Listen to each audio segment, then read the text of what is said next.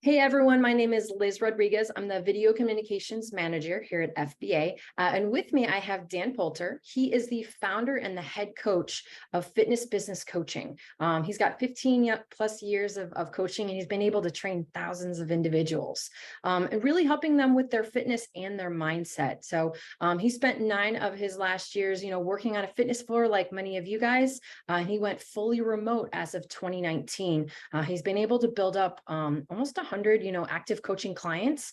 And really in the past couple of years, what he wanted to step up is helping, a lot of PTs and online coaches start, grow, and scale their businesses. So I'm going to be speaking to him today about how he was able to grow his business utilizing My PT Hub, who's been able to work with for the last several years. So I'm going to turn it over to Dan. How are you doing today? Yeah, I'm good, thank you. And yeah, it makes me reflect on how long I have been with My PT Hub, which I'm sure we'll get into in a second. But yeah, no, happy to be here. I think this is one of my favorite things about doing this, connecting with other fitness professionals, other entrepreneurs, other business owners. So yeah, looking forward to getting stuck in. Yeah, awesome. Well, we're going to dive right in. Why don't you tell us a little bit more about your background and how you came to work in fitness? I think for me, like a lot of coaches probably listening, it was very much what fitness did for me. And then that kind of win-win benefit of me then sharing my own results and then helping other people along the way, right? So I was a skinny guy at school in my teens. And yeah, that was all the kind of self-confidence issues that came with that. Kind of got myself in the gym, had my own first kind of couple of transformations, and then was like, yeah, this is what I really want to do. I was going down a bit of a dodgy path at school. I wasn't really engaging anymore, and kind of got to a point where it was like my dad actually took me to the pub, which I knew there was trouble. It wasn't like going for a nice drink. It was like I'd done something wrong, and he just said to me, he was like, "You're a good kid. Like you're smart. Like what is it? What's wrong?" And I was just like, "I just don't enjoy studying anymore." He's like, "But you love your fitness." He was like, "Why don't you become a personal trainer?" And that was it really. Just kind of like was a light bulb moment. It was like, hey, yeah, maybe I can do this. And went into the fitness space, became a PT. I did 2 years as an employed PT in like a council run gym in our local area, just like a swimming pool that had a gym on the side. And then I very quickly kind of outgrew that, went self-employed in 2010. And then I spent 9 years on the gym floor as a self-employed PT, right up to weeks of like 50 to 60 hours a week, which almost killed me. So don't recommend that. And then in 2019, that was where I took the plunge and went, you know what, I'm going fully online just before COVID. So I want to get that in there. I got in there just before COVID hit. And then I went fully online and have been ever since. And then that's when people started to ask questions. They say, first they ask how, why, then they ask how, right? And I had a lot of that. People saying, what apps do you use? My PT Hub. How do you get leads? How do you create content? And then that's where I went into the mentoring space. And now at this point, I'm pretty much full-time in the mentoring space. I still have the fitness business.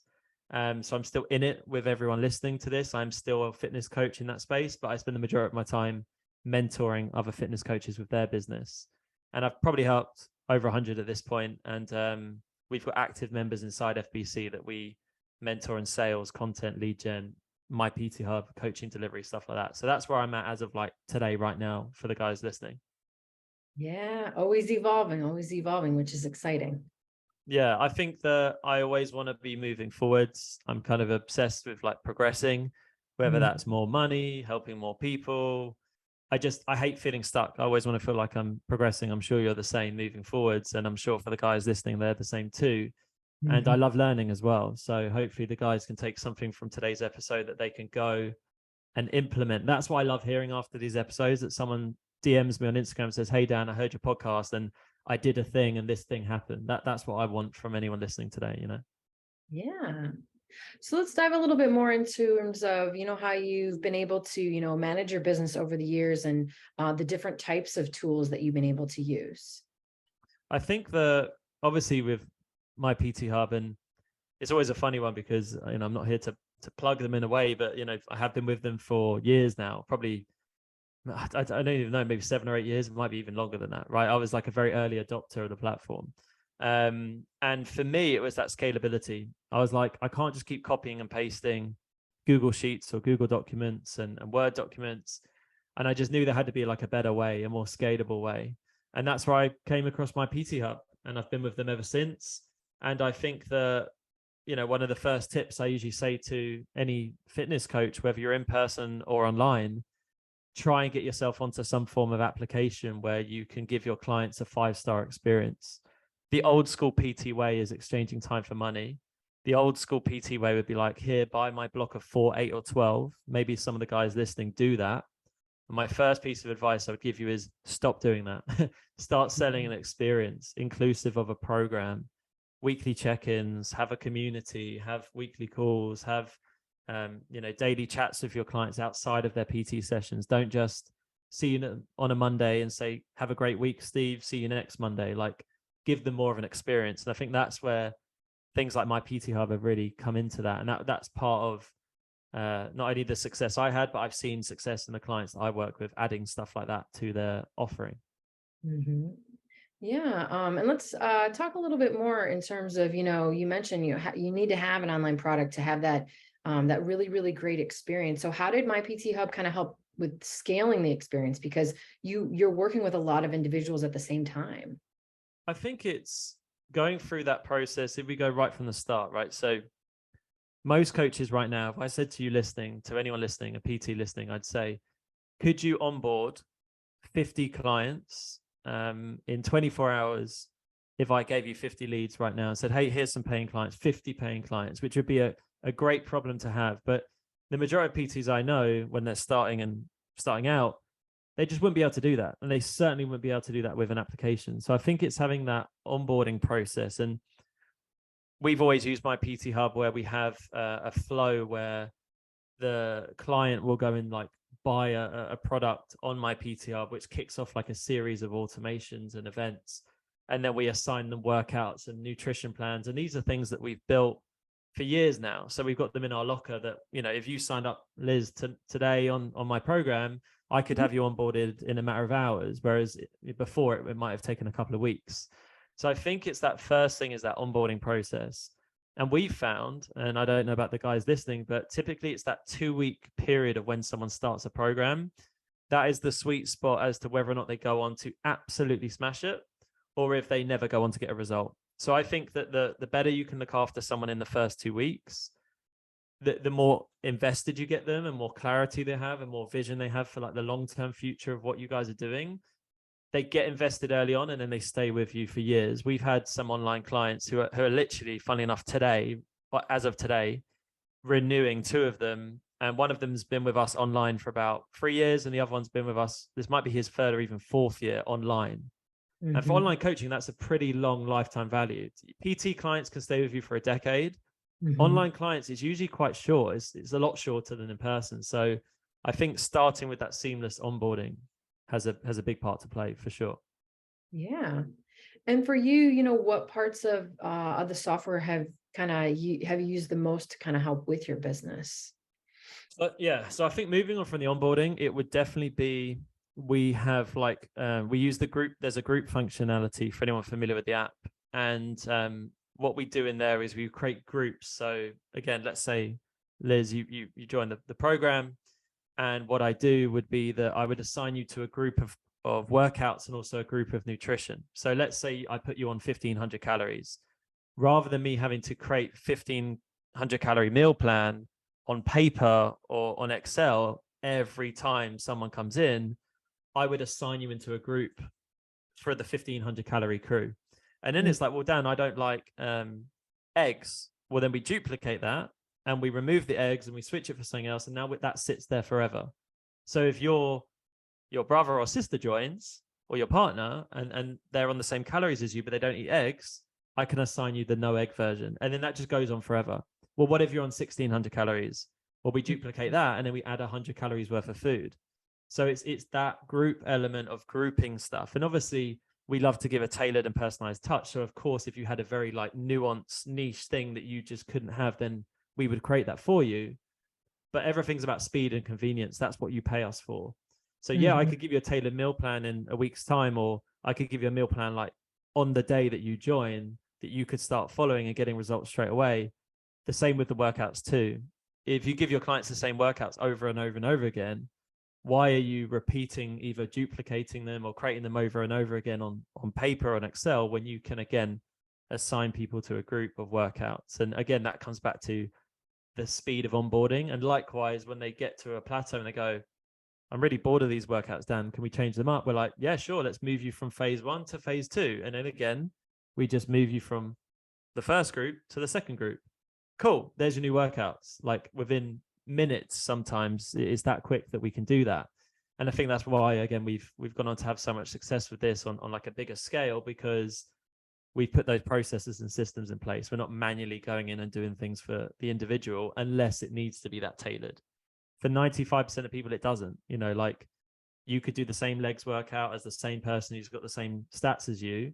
Unless you say, Dan, I can't use the leg press, then we'll give you a no leg press version. And then we go again, if that makes sense. It totally does. I think sometimes in-person training, guilty. I think that sometimes we complicate things so much. And in reality, as you touched on, consistency is really the key. If they're working out 3-4 days a week on their own, we've already won. Yeah, Right? 100%. Like you think of my example for anyone listening is like you get a client, guys, and you say, if your one client was to follow the same boring chest workout for a year, but actually did it once or twice a week, every week for a year, or you've got the other guy who just keeps changing up his chest workout or his legs workout every week to confuse the muscle. And for anyone listening on the podcast, I'm doing the quotation mark because we all know about the confusing muscle thing, right? That is not a thing. They're just confused people, unfortunately. Anyway, so enough of that. The point is that we know it's sticking to the plan. And that being said, this doesn't mean, guys, that you can't tailor stuff and make it bespoke, but that then means you go above and beyond. And the good thing about that is, in business, we always say under promise and over deliver, right? So if you come in and say, I'm going to give you this all singing, all dancing program, and then when they start to get bored or they hit a plateau, where do you take that? Whereas if I say to you, yeah, Liz, when you come in, I'm going to give you these workouts. And you're like, oh, cool. And then I'm like, hey, Liz, here's a new fancy workout that nobody on the program's got. I want you to try this. This is completely new and different. How's that sound? And you go, oh, Dan, that's amazing. Like, thank you. Did you make this just for me? Yeah, this is the Liz workout. I made it just for you. Hope you enjoy it. Now they get that level of service. They're like, wow, like this is way more than I expected. And that's what increases the lifetime value of a customer. And the goal isn't just to get someone in and get them a quick result and then out they go and then you go again. You want to retain your clients for as long as possible. And the only way you're going to do that is to keep it fun, new and different. And that's part of this process. So that's another way of going about it. Yeah, you've touched on a couple of things, obviously, in terms of the onboarding process and different things like that. But talk to me a little bit more about some of the other key factors you feel, for the success of growing a business. I think that I kind of touch on like a 4-part approach. The 4 C's is typically what I call it. So it'd be like content, and then it'll be conversations, and then calls, and then finally clients. So that's like a simple funnel that we use. And I like to keep things simple. I'm a simple guy. I like to keep it simple, and then it means it's easier for people to implement. So when it comes to growing a business, I always look at, is your content generating conversations? Are your conversations resulting in booked calls? Because typically when you're selling online or consultations, you can switch the C around if you're in person for the in-person PTs listening. And then finally, you've got the coaching. Are you giving that 5-star coaching experience? That's the stuff we've touched on so far. If you've got good content, it's getting people in your DMs on Instagram or getting you speaking to people on the gym floor. And then if you're getting them booked in for a call or a conversation or like Zoom, like, we're speaking right now, then you can sell to them. If you sell to them, then they become a client and then they stay with you because you give a great service. Like that is the simplest funnel. If you remove email marketing and ads and any fancy stuff, that kind of 4-step approach is a lot of what I teach inside FBC, which is our business. And it's how I built my original fitness business to over the 6-figure mark, both in person and online. And then I've built this business again with the exact same funnel, keeping it pretty simple along the way. For sure. So what would you tell others, when it comes to recommending My PT Hub, for their business needs? I think that I would just say that it comes down to a time thing, because in terms of making more money, and I know personal trainers, they want more clients, more money, everyone listening to this, more status, sometimes more fame for some of them as well. And that these are all very normal things that humans want generally, let alone just PTs. But I think it's that freedom and the time and the independence of being able to check in your clients anywhere in the world, right? And I'm not going to paint you some lifestyle that I sit on a beach doing check-ins, but I probably have done check-ins by a pool at least a few times in my time of being online. And likewise, I can do check-ins anywhere in the world, it on my phone, anywhere in the world, on holidays or traveling, whatever. So I think it's that thing of like being able to work within your business, but not be bound to a certain location, and then having the software to help you feel supported that you can then serve your clients from anywhere in the world, any location. Because before it would be like, well, I can only serve you when you're physically sitting or standing in front of me in the gym. Whereas on my PT Hub, you've got the ability to connect with your clients there's a message chat, so you can connect with them in there. You can create group chats in there. You can have your weekly check-ins in there with your clients. And it's all of those components that I feel that it's allowed me to get back my time that I would be spending duplicating Excel spreadsheets back in the day, or writing out plans on paper and me losing them or the client losing them. So if anyone's listening to this and you feel like you're pretty strapped for time right now, then the consideration is how do you get more time back? And I think that's through including software like my PT Hub, because it puts you in a position where everything is more scalable and it's less copy and paste. You shouldn't have to do something more than once. I like to create systems, and then I think that we then manage the systems. I think that's the best way to run any business, rather than just doing stuff all the time and then finding yourself repeating yourself. It's about putting the systems in place. And I think that has really helped get time back, because to me, I've got a 2-year-old son. I've got a wife. I've got obviously family and friends. They all live pretty local to where we live, and I want to spend time with them. Yeah, I'm working to make money and impact more people, but I also want that time back for myself. And that's where the software kind of slots in really nicely with that. Yeah. Well, last question for you today. What do you think are kind of those 5, takeaways that you tell other business owners and trainers really to focus on for success? I think a big one would be sales. I don't think, we've touched on that today so far. And I think with sales is often something that personal trainers don't learn.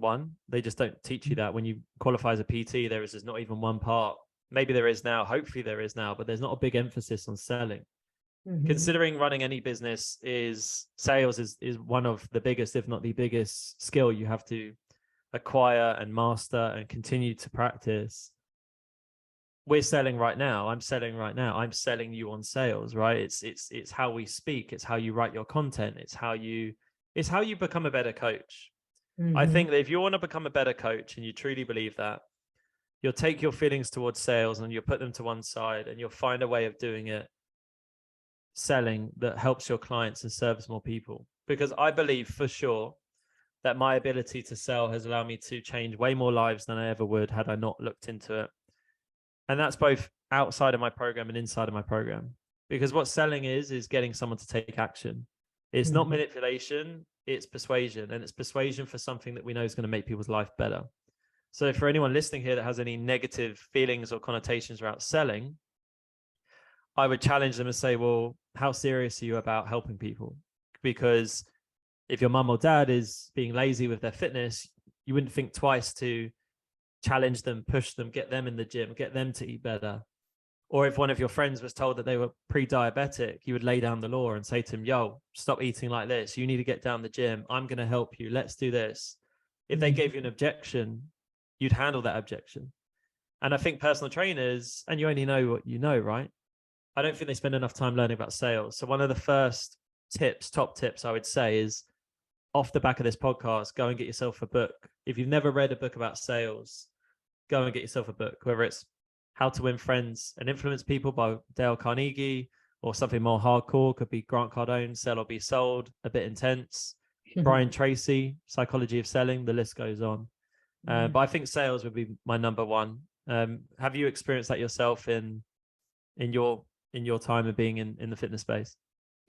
Yeah, because I managed trainers for 16 years. And I think getting them to understand that, if you're not in front of people, you're never going to get to serve them. So the selling part, it really doesn't even need to be called selling. It's a matter of, you got to get people on board with you, right? Yeah. Which is go in another detail. I was just thinking about something else. It's a big one. It's a big one of that piece, because you're right. Like if you can't sell you, you're not going to work with those people anyways, right? Yeah. And I think it's ditching the whole, like when people hear sales, they think of like a car salesman. And even then, arguably, like, what's wrong with that? You know, you want a car, so someone's going to sell it, you know. It's a conversation. And I often say that it's about finding out if and how you can help someone. And likewise, walk away from the sale as well if you need to. Like, just because someone's in front of you, and I know it's easier said than done, it really annoys me when you hear like a multi-millionaire say that money doesn't buy happiness. And it's like, well, it's funny you say that, because you're saying it now, you're a millionaire, were you saying it on the way up, right? So I get it that a PT might struggle to say no to a client if they're struggling to pay their bills this month. I get that. But likewise, you've got to also protect your energy and go, yeah, I could get this sale now and I could sign this client, but are they going to be the reason why I don't get 5 more clients this month because I'm so busy focusing my time and energy on this person who's sucking my time and energy? Or do I have that time and energy to go and find the right people? So that kind of brings me on to number 2, right? So after selling, number 2 would be being willing to go all in on a niche, and being willing to become a specialist, not a generalist. I often say in business, you need to, in order to be exclusive, you have to exclude. And less so in person, you can get away with working with everyone. I think if you're listening to this as a PT on the gym floor, I probably would say, do work with everyone in the beginning. It's one of the best ways to work out who you like working with. Yeah. But when you go online, you do need to become a specialist, and you can't be seen to work with everyone, because there are so many online coaches, and online coaching as a market isn't saturated, which is the good news. But there is a high volume of generic fitness coaches. So if you do want to go online and you want to stand out, the hack is here, guys, go all in on helping one type of person. I could help any type of business. Like you guys, you could be the business association full stop for businesses, and I'm sure you do very well. But the reason why you are FBA, Fitness Business Association, the reason why I'm FBC, Fitness Business Coaching, is because that's my specialism. And I still get people from other walks of business and life come to me anyway, which is the funny part. So there's 3 ways you can niche down. 1, I would say, speak to the younger you. So if it was me, I would speak to skinny guys. Or maybe it would be, I'm a dad now, he's 2 years old. I might be speaking to dads who have just become a dad, and I could speak back to that. But speak back to the previous you is an easy one, if you're not sure. The second option is look at your client list and see who you get the best results with. Who do you enjoy working with? When you get on a sales call with someone, like, who lights you up? Is it mums? Is it dads? Is it students, men, women? Is it both? Is it a certain problem? Is it an eating disorder? Is it a style of training? Like is it gym goers versus the crew that train at home? Like, who is it for you? And then the third option really would be if there's just like a mission that you want to go on. I know a guy that's been very successful helping mums. He's a 25-year-old guy. He's absolutely smashed it. Some people would say, well, what do you know about being a mum, right? I've seen him been challenged on post before, and he's like, my mum was out of shape. She was overweight. That caused me to be out of shape and overweight as a kid and get bullied. And I'm on a mission to help mums so they can help their kids, so that their kids don't go through what I went through. And then you understand the story. You go, this is why this 25-year-old guy is telling mums how to train. So there's a few options there. But what do you see in the niching down? Have you come across any coaches where they have struggled to want to go in on their mission, or have held back knowing who they want to work with? Yeah, and you're right in that. It's different in terms of in person and then online. I think the in person, it was, but I want to work with everyone. And I said, but you've got 7 other people on your team. So we already have an issue, right? So you need to be able to find something specific. And it usually wound up being more of a free post rehab, right?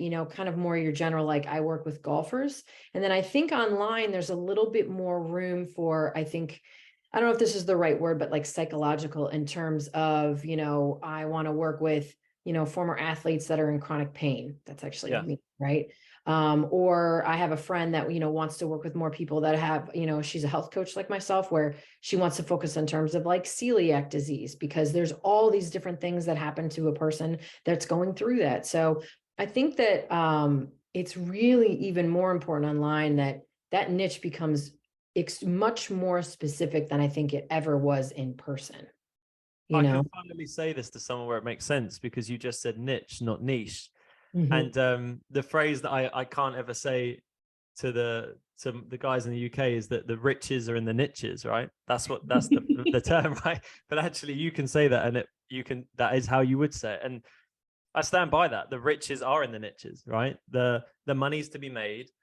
The example I give is like, why does the brain surgeon get paid more than the general surgeon? Or why is it that if you've got a knee issue, you want to see the knee specialist?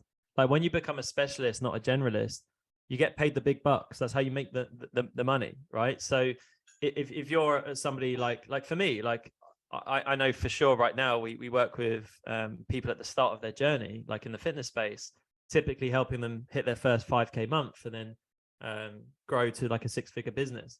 But likewise, if you're out there helping people grow a 7-figure business or an 8-figure business, then it comes with a higher price point. So it's about positioning yourself in a way of like who you want to work with. And it kind of comes onto my third point. Third big tip out the 5 would be about selling what I said to you right at the start about selling programs, not packages. So a big one of the first things I do with any personal trainer that I work with, that I coach, is get them to come away from selling like blocks of sessions. You know, the classic 4, 8, 12. What do you want? Whereas instead, I want everyone listening to package it up as a program. And the reason why is because it's better for them, the client, because it's more of an experience. Rather than me saying to you, hey, Liz, like, do you want to buy 12 sessions with me? And we'll do one a week for 12 weeks. Or do I say, hey, Liz, I've got a 12-week transformation blueprint for women that want to double their confidence and drop 10 pounds in 12 weeks. How does that sound? Yeah, that sounds great. Cool. Good news. We meet once a week for 12 weeks, as well as all these other things. And it just has so much more weight behind it, and you can market it better, and you can charge more for it as well, and they'll get better results for it. So everyone's winning.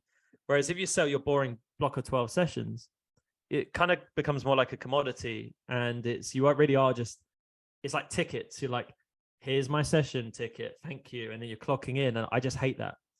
Whereas if I feel like we're working together on a mission for 12 weeks to go from here to there, a transformation, an A to B, then I think that there's something really powerful in that for both of us. And I would say like the 3 Ps are, you're going to have a problem that you solve, then a promise that you can give to the client, and the bit in the middle is a process. And that process is your process. Like the way that you would coach a client for 12 weeks is different to how I would. Me and you could get, Steve and Emma from, to lose, say, 5 kilos in 12 weeks, but your way might be different to mine. Yours might be keto and training in the gym. Mine might be intermittent fasting and training outside. But if we get them the same result at the end of it, then they're going to choose you because they like your style, your process, or something about you. So the third point on that would be very much selling programs rather than packages, and coming away from your standard blocks. I don't know if you've come across that yourself over the years. Yeah, and then some of that I think is actually breaking away from a lot of the commercial fitness models. And really, for the most part, I think most trainers that were successful in club were doing it anyways. They were selling a program. It was just a matter of really changing and taking a step back and saying, so what did you really do in 12 weeks with the client? Well, I did all these things. Okay, well, then you're just going to say that. Yeah. You know what I mean? It's so true. Yeah, it's like one tip I would say to the guys thinking, well, Dan, how's that work? I would say, if you had 12 weeks to get someone in the best shape of their life, and you had to write that down and put it into like a little ebook or a book, someone was like, I need you to write a book, and I want you to just brain dump the steps you would take over a 12-week period with your client. That's essentially what you're teaching. And inside my program, I have like a 3C method where it's coaching, community, and then curriculum. And the curriculum bit is the bit that most PTs lack, I've experienced. So they're great at coaching. If they're lucky, they've got a community, and that's the fourth thing I'm going to talk about in a second anyway. But then it's the curriculum. It's like, what is your way? What is your blueprint? What's your method? And it's really important to have, because then when you remove the coaching, and let's say you want to go on holiday for a week as a PT, your clients have something to follow, because they're like, oh, well, Dan's on holiday. He deserves a holiday. And while he's away, I'm going to go through week 4 of the 12-week thing. This is what I should be looking at. Maybe it's my steps, my sleep, and my stress levels, and I've got some stuff to do, and I've got like a course to follow or some curriculum to follow. So that kind of comes onto the fourth of the five. So we're almost there. And number four is the community bit. And I do think that is often a big part that's lacking. It's better online, and people are more, PTs are more likely to do it when they go online, but in person, I feel like typically that community element is lacking. So a quick fix is like put all of your clients in a WhatsApp group or a Facebook group or Telegram or app of choice. Introduce them all. Doesn't matter if they're online, in person, or both. Just get them all in a group. Name your group, like call it like a tribe, like call, you know, the something academy or the something community or the you know, the something elite fitness club, and, you know, get people together and give them like a name, bring them all together. Other things you can do, we have like weekly workshops. We do ours on Zoom because we're online. If you're in the gym, I would get all your clients together every week, get them to all train together, shake hands together, play games together, you know, warm up together, do you know, interact with each other, get to know each other, maybe have some prizes amongst your community. But the reason why the community is so important, guys, is because if they ever lose novelty in you, or like they're like, yeah, Dan's cool, but, you know, we've been working together for a while now, and they start to kind of lose interest in you and your way, they stay for the community. And it just gives them another reason to stick around longer, get better results, and also get them to share their wins as well. Every Wednesday today, we do a Wednesday wins post.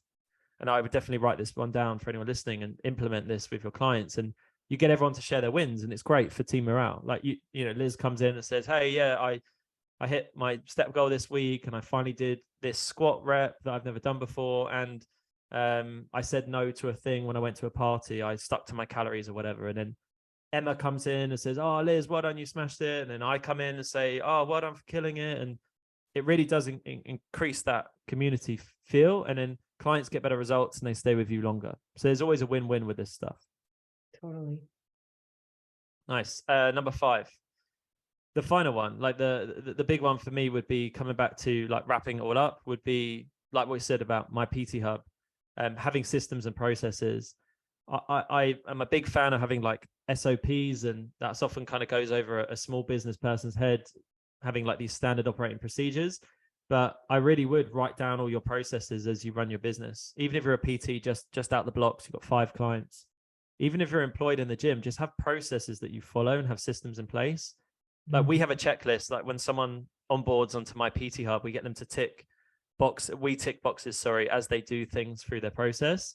And it's very easy for us to go, well, cool. Have they got their workouts? Yes, tick. Have they got their nutrition? Tick. Have we added them into the group? Have we welcomed them on Instagram? Tick. We go through this process. And that's a repeatable system, because not if, but when you hire someone and you bring someone into your business, you want to be able to say, and here's the blueprint. Like, there you go. Not have to explain everything and go, oh, did you do this or I do that? So I would say for anyone listening, start creating systems and processes. It might even be as simple as like creating content. I've got a process for my content where it's like, you know, shower, do hair, put watch on, make sure to wear a plain t-shirt, set up your blue light, get your ring light, sit this way, adjust the angle of the light to this. These are all processes and systems that in the beginning they take time, but then they save so much time later. It kind of comes back to that 80-20 rule of like getting the most results out of like the effort that you did in the beginning. So I'd say, yeah, number 5 would be systems and processes. And I know that's a lot, guys, but hopefully you've been taking notes, so you can always listen to that back. But I hope that's what you were looking for, Liz. Yeah, that's great. Well, I want to thank you, Dan, for coming in and your time and your responses. This is really great. Yeah, no, I appreciate it. I love this stuff. So yeah, I could go all day. And for those of you guys watching, if you're looking for more information about My PT Hub, you're just going to go ahead and you're going to complete the brief web form under the About My PT Hub, right where this video is playing. Until next time, everyone, thanks again, and we'll see you soon.